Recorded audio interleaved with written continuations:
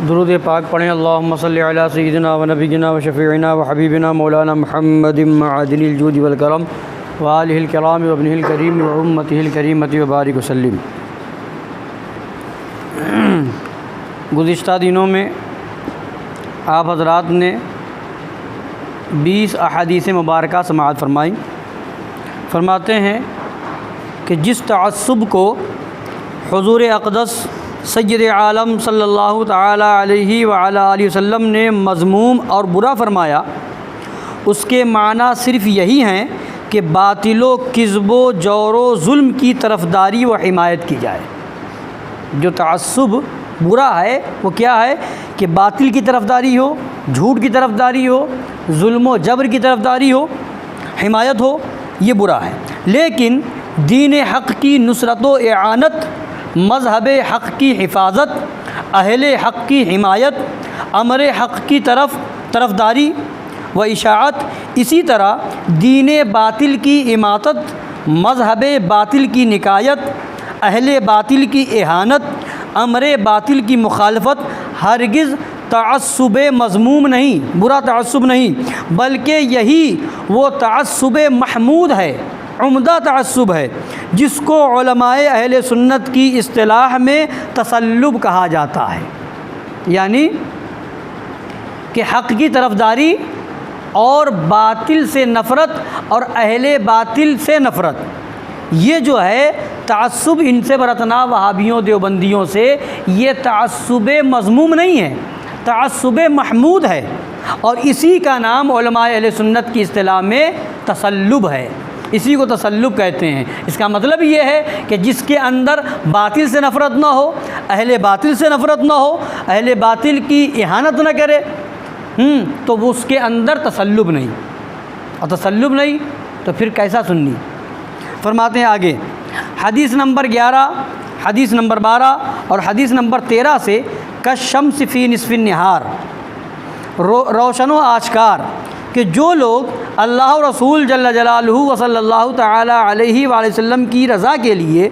اللہ و رسول جل جلالہ و صلی اللہ تعالی علیہ وآلہ وسلم پر صحیح ایمان رکھنے والوں کے ساتھ محبت رکھتے ہیں، اللہ و رسول جل جلالہ و صلی اللہ تعالی علیہ وآلہ وسلم کی رضا کے لیے ان کی ملاقات کو جاتے ہیں، اللہ و رسول جل جلالہ و صلی اللہ تعالی علیہ وآلہ وسلم کی رضا کے لیے ان کی مجلسوں میں بیٹھتے ہیں، اللہ و رسول جل جلالہ و صلی اللہ تعالی علیہ وآلہ وسلم کی رضا کے لیے ان پر مال خرچ کرتے ہیں، وہی لوگ اللہ کے دوست ہیں۔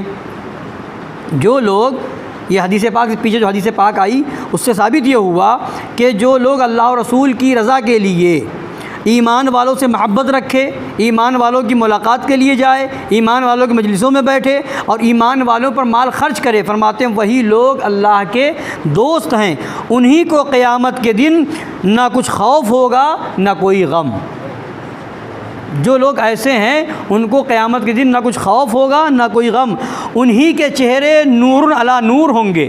قیامت کے دن اللہ عز و جل کی بارگاہ میں ان کی عزت و منزلت دیکھ کر انبیاء و شہداء علی سیدہم علیہم الصلاۃ والسلام والثناء بھی ان کی مدح و ستائش فرمائیں گے۔ قیامت کے دن ان کو نور کے ممبروں پر بٹھایا جائے گا، انہی میں کا کوئی شخص جب اللہ و رسول جل جلالہ و صلی اللہ تعالی علیہ وآلہ وسلم کی رضا کے لیے اپنے کسی مسلمان بھائی کی ملاقات کو اپنے گھر سے چلتا ہے تو 70,000 فرشتے اس پر درود بھیجتے ہوئے اس کے ہمراہ ہو لیتے ہیں۔ لیکن شاعر نیچریت مسٹر حالی نے قرآن عظیم کی آیات بینات اور احادیث مبارکہ کے ارشادات واضحات سب کو یکسر پیٹھ دے کر تمام کافروں، مشرکوں، مرتدوں، منافقوں، بد مذہبوں، گمراہوں اور بے دینوں کے ساتھ بھی محبت و الفت و شفقت رکھنے کو، ان کے کفریات و ضلالات بخندہ پیشانی سننے، دین، قرآن، رسول رحمان جل جلالہ صلی اللہ علیہ وسلم پر ان کے گندے گھنونے حملے دیکھتے ہوئے بھی اپنی پیشانی پر بل تیور پر میل نہ آنے دینے کو، بلکہ ان کے عقائد کفر و ضلال پر اطلاع رکھتے ہوئے بھی ان کے ساتھ دوستانے یارانے منانے کو، ان کے ساتھ مہربانی، شفقت و الفت و محبت کے پینگ بڑھانے کو اسلامیوں کی علامت ٹھہرا دیا، معاذ اللہ رب العالمین۔ اور جو مسلمان ایسا نہ کریں، قرآن عظیم و حدیث کریم کی پیروی و فرما برداری میں ان حرکات ملحدانہ و افعال صلح کلیانہ سے پرہیز رکھیں، ان سب کو خدا کے رحم و کرم سے محروم اور نبی صلی اللہ تعالی علیہ وآلہ وسلم کی جماعت سے باہر اور متعصب اور محبت حق سے بے نصیب بنا دیا، معاذ اللہ، لا ولا حول ولا قوۃ الا باللہ العلی العظیم۔ حدیث نمبر 7 میں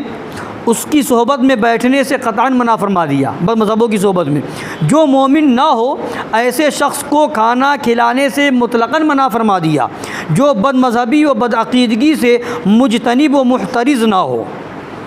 حدیث نمبر 9 میں بد دین اور بے دین سے دوستی کرنے کو حرام فرما دیا۔ حدیث نمبر 8، 10، 11، 16، 17، 18، 19 اور 20 میں خدا و رسول جل جلالہ و صلی اللہ تعالی علیہ وآلہ وسلم کے دوستوں کے ساتھ دوستی اور محبت رکھنے، اور خدا و رسول جل جلالہ و صلی اللہ تعالی علیہ وآلہ وسلم کے دشمنوں کے ساتھ دشمنی و نفرت رکھنے کو ایمان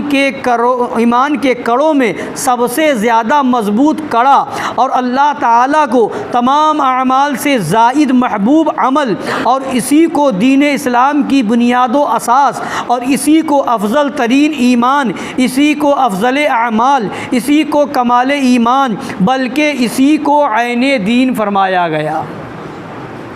ایمان والوں سے محبت اور دشمنان دین سے، وہابیوں دیوبندیوں سے، گستاخان خدا و رسول سے نفرت، اسی کو پیچھے جو حدیث پاک سنائی گئی ان احادیث مبارکہ میں یہ فرمایا گیا کہ اسی کا نام دین کی بنیاد ہے، یہی خدا کی بارگاہ میں سب سے زیادہ پسندیدہ عمل ہے، اور یہی کمال ایمان ہے، اور یہی جو ہے یہ عین دین ہے، یہی عین دین ہے۔ مگر اس شاعر نیچریت مسٹر حالی نے اس عمل کو جہالت و تعصب ٹھہرایا، اور اس حب فی اللہ و بغض فی اللہ کو رحمت الہی سے محروم اور اسلامی جماعت سے خارج ہو جانے کا سبب اور محبت حق سے بے نصیب کر دینے والا بتا دیا، والعیاذ باللہ تعالی۔ اللہ تعالی ہم سب کو تمام صلح کلیوں کے مکر و قید و فریب و شر سے بچائے، اور قرآن و احادیث کے بتائے ہوئے طریقے پر چلنے کی توفیق عطا فرمائے، اور اسی پر عمل کرنے کی توفیق عطا فرمائے، آمین برحمتک یا ارحم الراحمین۔